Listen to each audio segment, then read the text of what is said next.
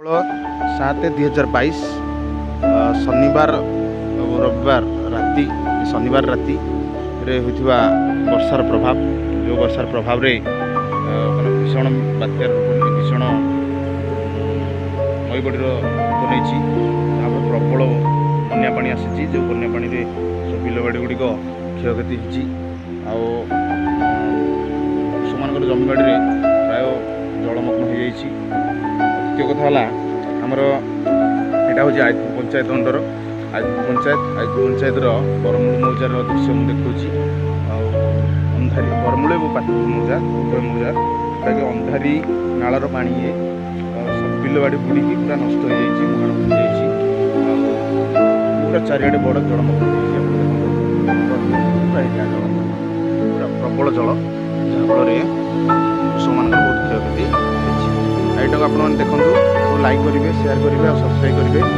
मुझे चाहूँगी यहाँ केमती गवर्नमेंट दृष्टि सरकार दृष्टिगोचर हो दृष्टि आकर्षण हो और कृषक मान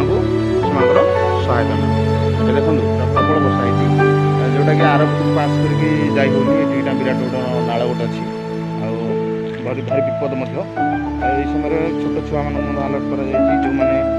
पहरा पहरा शिखी ना साधारण लोक मैं अलर्ट कर दी जाऊँगी जे नईबड़ी में आपण मैंने पार हूँ ना विपद अच्छी। देखो प्रबल दृश्य भयंकर दृश्य प्रबल बन्या आसी बहुत मात्रा पानी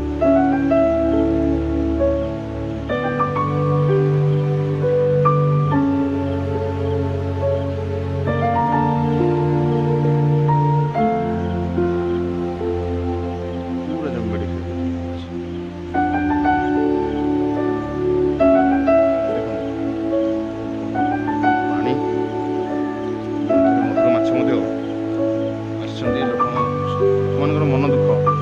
से फसल बाड़ी नष्ट हो मसक किए पचार पानी जाइए बिल गोटे बिल बाड़ी सब बुड़ी धान फसल गुड़िक इंडिया जो 2-3 दिन रही पा 3 दिन रही धान